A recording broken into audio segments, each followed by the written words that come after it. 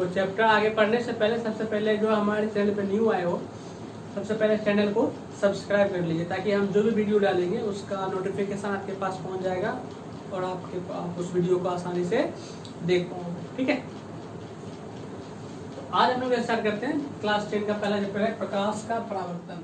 ठीक है, तो प्रकाश का परावर्तन पढ़ने से पहले सबसे पहले हम लोग समझते हैं प्रकाश कैसे करते हैं। ठीक है, तो 8 क्लास से ही प्रकाश चैप्टर दे दिया है, 8 में ही पढ़े होंगे। तो प्रकाश किसे कहते हैं, अगर आपको पूछेगा तो क्या बोलिएगा? प्रकाश क्या होता है? प्रकाश ऊर्जा का एक रूप होता है। प्रकाश क्या होता है? एक ऊर्जा का एक रूप होता है जो किसी भी वस्तु पर पड़ के उस वस्तु को देखने लायक बना देती है। एक बार और बोलते हैं, फिर समझिएगा। प्रकाश एक ऊर्जा का रूप है जो किसी भी वस्तु पर पड़ के उस वस्तु को देखने लायक बना देती है। सबसे पहले क्या बोले हैं? प्रकाश एक ऊर्जा का रूप है।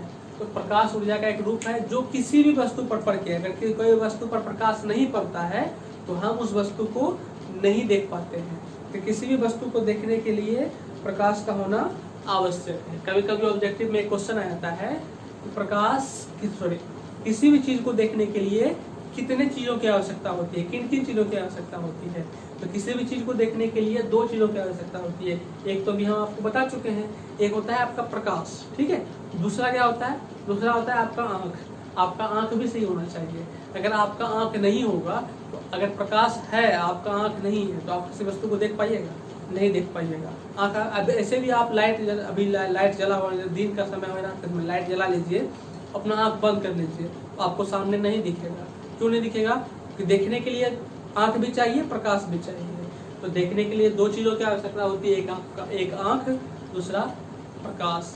ठीक है, तो प्रकाश, दूसरा बात, प्रकाश एक ऊर्जा का रूप है। प्रकाश ऊर्जा का रूप कैसे है? अगर आपको पूछेगा प्रकाश एक ऊर्जा का रूप है कैसे है, तो ऊर्जा का मतलब क्या होता है? सबसे पहले वो समझिए। ऊर्जा का मतलब होता है कार्य करने की क्षमता।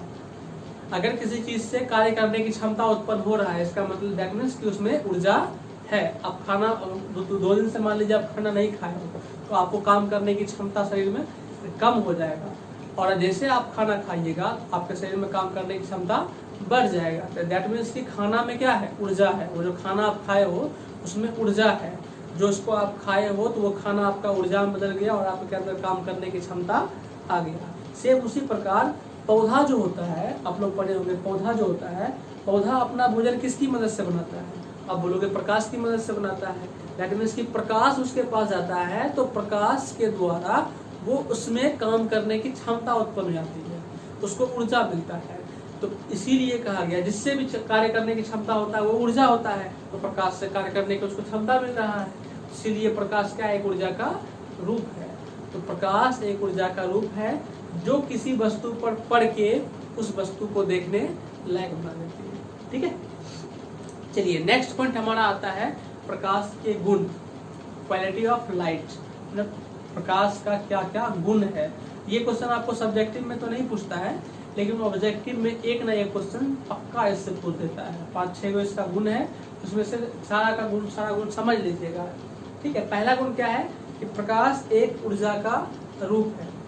पहला गुण क्या है? अगर बोलेगा प्रकाश का गुण लिखिए तो पहला लिखिएगा प्रकाश एक ऊर्जा का रूप है। दूसरा पॉइंट क्या लिखिएगा? प्रकाश सीधी रेखा में गमन करता है। किस रेखा में गमन करता है? सीधी रेखा में गमन करता है। देखिए इस पॉइंट के ऊपर डिस्कस आगे करेंगे थोड़ा ठीक बढ़िया से। प्रकाश किस रेखा में गमन करता है? सीधी रेखा में। पहला प्रकाश एक ऊर्जा का रूप है, दूसरा प्रकाश सीधी रेखा में गमन करता है, ऊर्जा का रूप। तीसरा, प्रकाश को गमन करने के लिए किसी माध्यम की आवश्यकता नहीं होती है, अर्थात प्रकाश निर्वात में भी गमन कर सकता है। इस पॉइंट को समझिएगा। गमन मतलब माध्यम हमारे जो पर्यावरण है उसमें माध्यम कितने हैं? 3, या तो ठोस, या तो द्रव, या तो गैस। और प्रकाश को गमन करने के लिए किसी माध्यम की आवश्यकता नहीं होती है, अर्थात वह निर्वात में भी गमन कर सकता है। जहाँ ठोस भी नहीं हो, द्रव भी नहीं हो, गैस भी नहीं हो, कुछ नहीं हो, ऐसा जगह जहाँ कुछ भी नहीं हो, यहाँ तक कि हवा भी नहीं हो, वैसे जगह को कहते हैं निर्वात। और प्रकाश जो होते हैं वो निर्वात में भी गमन कर जाते हैं। आप 9th में पढ़े होंगे फिजिक्स में ध्वनि को गमन करने के लिए माध्यम की आवश्यकता होती है। वो ठोस में गमन करता है, द्रव में गमन करता है, गैस में, क्योंकि ये तीनों तो माध्यम है, इसमें गमन करता है, लेकिन निर्वात में गमन नहीं करता है। लेकिन प्रकाश में ऐसी कोई बात नहीं है। प्रकाश को माध्यम की आवश्यकता, गमन करने के लिए माध्यम की आवश्यकता नहीं होती, अर्थात वह निर्वात में भी गमन कर सकता है। वह ठोस में भी गमन करता है, द्रव में भी गमन करता है, गैस में भी गमन करता है और निर्वात में भी गमन करता है। ठीक है, तो पहला पॉइंट ऊर्जा का रूप है, सीधे रेखा में गमन करता है। तीसरा, प्रकाश को गमन करने के लिए किसी माध्यम की आवश्यकता नहीं होती है, वह निर्वात में भी गमन कर सकता है। नेक्स्ट, माध्यम की आवश्यकता नहीं होती है। नेक्स्ट, प्रकाश एक विद्युत चुंबकीय तरंग है।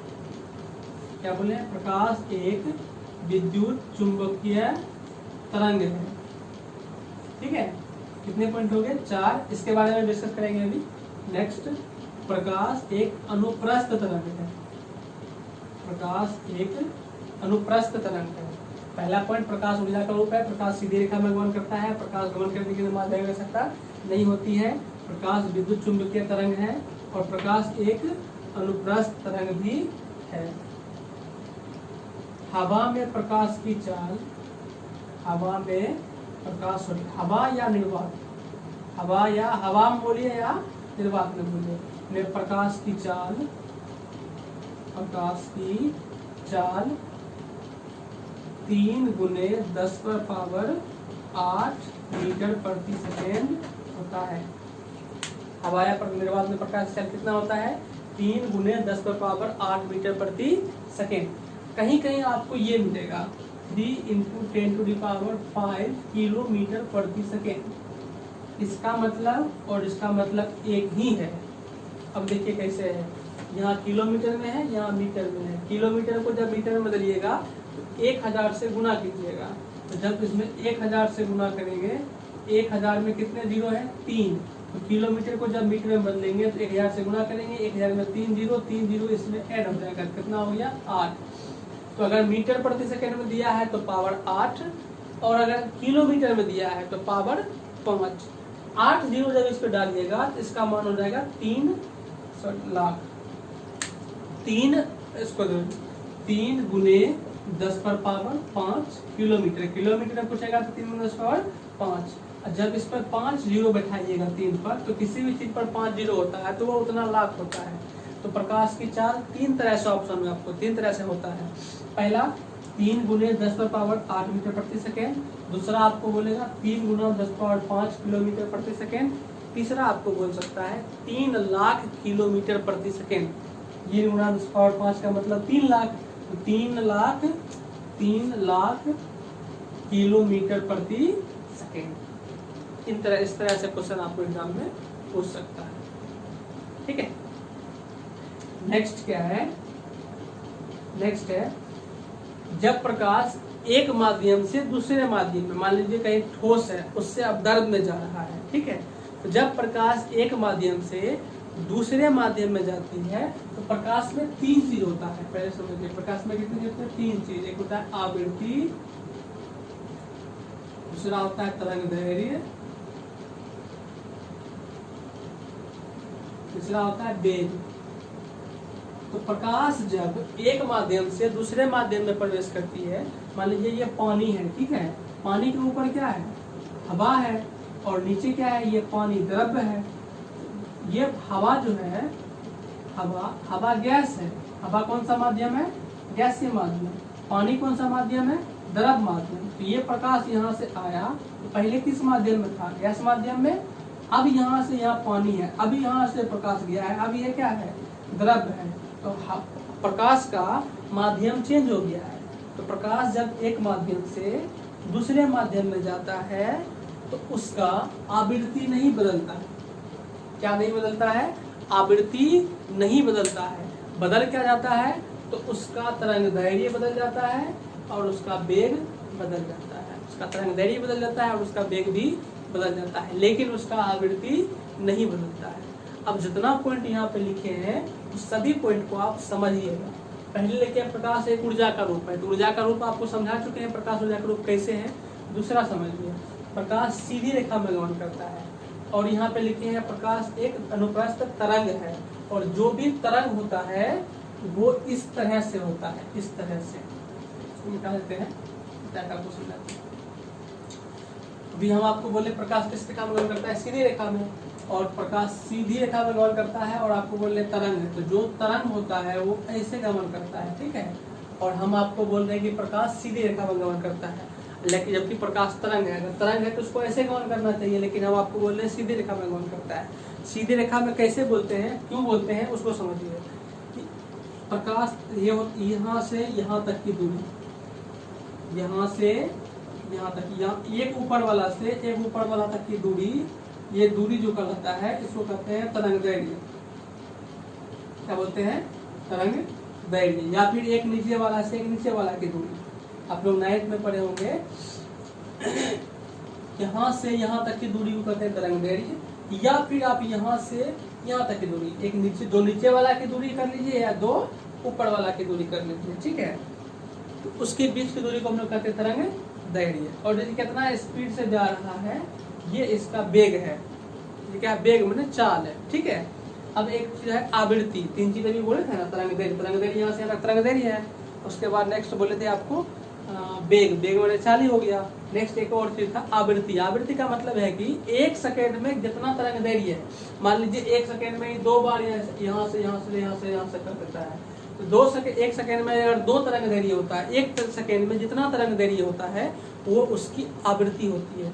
अगर 1 सेकेंड में 5 तरंग दैर्घ्य कर रहा है तो इसका मतलब उसकी आवृत्ति कितनी है, 5। अगर 1 सेकेंड में 10 तरंग दैर्घ्य कर रहा है तो उसकी आवृत्ति कितनी है, 10, ठीक है। 1 सेकेंड में जितने बार तरंग दैर्घ्य बनाएगा वो उसकी आवृत्ति होती है।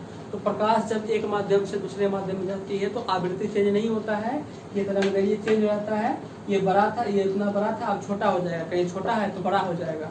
तो मैंने तरंग दैर्घ्य इसका चेंज हो सकता है और इसका वेग भी चेंज हो जाता है, लेकिन इसका आवृत्ति चेंज नहीं होता है। अभी आपको दिखाते हैं ये सीधी रेखा में कैसे बन जाता है। इसको तो ये तो ऐसे है, लेकिन ये सीधी रेखा में कैसे बन जाता है। तो इसमें क्या होता है, तरंग दैर्घ्य का जो मात्रक होता है वो होता है एंगस्ट्रम। अगर आपको एग्जाम में पूछे तरंग दैर्घ्य का SI मात्रक क्या होता है, तरंग दैर्घ्य का SI मात्रक होता है एंगस्ट्रम। और एक एंगस्ट्रम जो होता है वो होता है 10⁻⁻10। समझिएगा, 1 एंगस्ट्रम बराबर 10⁻⁻10 मीटर। अब जब इसको मीटर, इसको माइनस है, पावर माइनस है, तो माइनस पावर को प्लस करने के लिए क्या करते हैं, उसको बटा में देते हैं। 8 क्लास के मैथ में आप लोग पढ़े होंगे, ये माइनस है, इस पावर को अगर प्लस करना है तो क्या करेंगे, इसको बटा में लिख देंगे, ये हो जाएगा 1/10 जीरो डालना है 10, 1 पर 10 जीरो, 1 पर 1 खुद है और उस पर 10 जीरो डालना है, तो 11 अंक की संख्या हो गई। 11 अंक की संख्या कितने हो गए, अरब। 1 एंगस्ट्रम बराबर 1/अरब मीटर। ये क्या है, मीटर। कहने का मतलब 1 मीटर का अरबवां भाग, 1 मीटर का अरबवां भाग। 1 मीटर मान लीजिए यहाँ से यहाँ तक 1 मीटर है, इसका अरबवां भाग, आधा भाग ई हो गया, इसका और आधा करेंगे कितना होगा, और आधा करेंगे कितना होगा। अब सोचिए अरबवां भाग ही कर रहा है, तो अरबवां भाग का आप कल्पना भी नहीं कर सकते कितना छोटा होगा। अगर हम आपको ये पॉइंट भी लिख देंगे तो ये उससे कई गुना बड़ा होगा। वो कह रहा है अरबवां भाग, तो 1 मीटर का अरबवां भाग जितना होगा, सोचो कितना छोटा होगा। उसमें प्रकाश का एक तरंग दैर्घ्य ऐसे हो जाता है, उसमें प्रकाश एक बार ऐसे करके ऐसे कर जाता है। उस छोटे से दूरी पर प्रकाश एक बार एक तरंग दैर्घ्य पूरा कर लेता है। तो बताइए कितना छोटा होगा, इतना छोटा, उससे और छोटा होगा। ऐसे ऐसे ऐसे ऐसे की जगह पर करते करते करते करते करते करते करते करते करते इस तरह का फिगर बनता है। जबकि वो चलता है तरंग के रूप का, लेकिन इतना छोटा जगह पर, इतना छोटा जगह पर, इतना छोटा जगह पर एक तरंग पूरा कर लेता है कि वो आगे जाके इस तरह का लाइन बना देता है, इस तरह का आकृति बना देता है। तो हम लोग कहते हैं प्रकाश किस रेखा में गमन करता है, सीधी रेखा में। जो आप अगर इंटर में जाओगे तो इंटर में ये चीज आपको दिया गया है, ठीक है। तो प्रकाश किस रेखा में गमन करता है, सीधी रेखा में। लेकिन प्रकाश विद्युत चुम्बकीय तरंग दिए तो कंफ्यूजन मत करना, क्योंकि तरंग तो आता है तो ऐसे गमन करता है, और हम बोल रहे हैं प्रकाश सीधी रेखा में गमन करता है। तो बिल्कुल सही है, तरंग के रूप में भी है और सीधी रेखा में भी गमन करता है। सीधी रेखा में इसलिए गमन करता है क्योंकि वो बिल्कुल बहुत ही छोटी दूरी पर अपना एक तरंग दैर्घ्य पूरा कर लेता है, ठीक है। तो सीधी रेखा समझ में आ गया। दूसरा, प्रकाश को गमन करने के लिए माध्यम की आवश्यकता नहीं होती है। प्रकाश के गमन करने के लिए माध्यम की आवश्यकता नहीं होती है, तो समझ में आ ही गया। उसमें भी गमन करता है, द्रव में भी गमन करता है, गैस में भी गमन करता है, ठीक है। अब समझिएगा, इसमें एक क्वेश्चन ऑब्जेक्टिव में क्या आता है उसको समझिएगा। प्रकाश जो होता है सबसे अधिक किस में गमन करता है? अगर मान लीजिए आप दौड़ रहे हो, ठीक है, आपको रोकने वाला जो होगा वो ज्यादा होगा, तो आपका स्पीड बढ़ जाएगा घट जाएगा? आप बोलोगे घट जाएगा। तो ठोस जो है उसमें कण की मात्रा कितने होते हैं? केमिस्ट्री में, 9th की केमिस्ट्री में आप लोग पढ़े होंगे, ठोस में कण की मात्रा जो होती है वो ज्यादा होती है और द्रव में कण की मात्रा कम होती है, ठीक है। गैस में कण की मात्रा उससे भी कम होती है। और एक होता है निर्वात।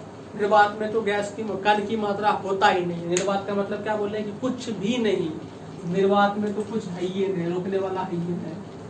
अब इधर से प्रकाश जा रहा है, इधर से क्या जा रहा है? प्रकाश जा रहा है। तो सबसे पहले मान लीजिए ये ठोस है, ये द्रव्य है, ये गैस है, ये निर्वात है। अब देखिए सबसे पहले कहाँ गया? ठोस में। जब ये ठोस में गया इसको रोकने वाला क्या मिल गया? ज्यादा मिल गया। जब ये रोकने वाला इसको ज्यादा मिल गया तो अब बताइए इसका स्पीड बढ़ जाएगा घट जाएगा? आप बोलोगे सर रोकने वाला ज्यादा है तो स्पीड घट जाएगा। अब द्रव में आइए, द्रव में क्या है? इससे रोकने वाला कम है लेकिन इससे ज्यादा है, तो इसका स्पीड कितना हो जाएगा? रोकने वाला इससे कम है, तो रोकने वाला अगर कम है तो स्पीड ज्यादा हो जाएगा। किससे ज्यादा होगा? ठोस से ज्यादा है लेकिन द्रव्य से, गैस से कम। अब कहाँ आएगा? गैस में। गैस में रोकने वाला क्या है? और कम हो गया, तो उसका स्पीड और बढ़ जाएगा। यहाँ निर्वात में आएगा, निर्वात में रोकने वाला है ये नहीं, तो इसका स्पीड और ज्यादा बढ़ते उसी स्पीड से चलते रह जाएगा। इसको ठोस ज्यादा रोकेगा, द्रव्य कम रोकेगा, गैस उससे कम रोकेगा, निर्वात बिल्कुल नहीं रोकेगा। अब बताइए ज्यादा स्पीड किस में होगा? आप बोलोगे सब ज्यादा स्पीड निर्वात में होता है, इसीलिए बोले हैं हवा या निर्वात। निर्वात में स्पीड सबसे ज्यादा होता है, उसके बाद गैस में, उसके बाद द्रव्य में, उसके बाद ठोस में। तो सबसे कम प्रकाश किस में गमन करता है? ठोस में। उससे ज्यादा किस में? द्रव्य में। उससे ज्यादा किस में? गैस में। सबसे ज्यादा किस में? निर्वात। तो ये भी आपका कंप्लीट, ठीक है। नेक्स्ट, विद्युत चुंबकीय तरंग। विद्युत चुंबकीय तरंग होते हैं वैसा तरंग जिसको गमन करने के लिए माध्यम की आवश्यकता नहीं होती है। अभी देखिए आप अभी जस्ट बोले हैं प्रकाश को गमन करने के लिए माध्यम की आवश्यकता नहीं होती है, इसीलिए प्रकाश कौन तरंग है? विद्युत चुंबकीय तरंग। समझ में आ गया होगा।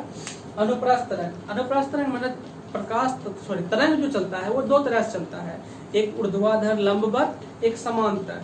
एक लंबवत, एक लंबवत चलता है उसको अनुप्रस्थ बोलते हैं। क्या बोलते हैं? अनुप्रस्थ। जो समांतर चलता है उसको अनुदैर्घ्य बोलते हैं। जैसे ध्वनि, ध्वनि समांतर चलता है इसलिए ध्वनि अनुदैर्घ्य है, और प्रकाश लंबवत चलता है इसलिए प्रकाश कौन सा तरंग है? अनुप्रस्थ तरंग। इसलिए यहाँ पे लिखा गया है अनुप्रस्थ तरंग। अनुप्रस्थ तरंग का ही भाग है विद्युत चुंबकीय तरंग, ठीक है। हवा निर्वात नहीं है तो आपका क्लियर हो ही गया। तो ये प्रकाश का गुण है, तो प्रकाश का गुण समझ में आ गया होगा, ठीक है। ठीक, ओके। आगे हम आज थोड़ा वीडियो कम बनाते हैं, कम है, छोटा है, लेकिन अगला वीडियो में आपका बड़ा, थोड़ा इससे ज़्यादा वीडियो बनेगा, बड़ा वीडियो बनेगा। तो अगर समझ में आया होगा, अच्छा लगा होगा तो चैनल को सब्सक्राइब कर दीजिएगा, इसको शेयर भी कर दीजिएगा और लाइक भी कर दीजिएगा। पसंद आए तो लाइक भी कर दीजिएगा, ठीक है। जो दिक्कत है वो कमेंट में आप कर सकते हो, कमेंट कर सकते हो, उसका जवाब दिया जाएगा।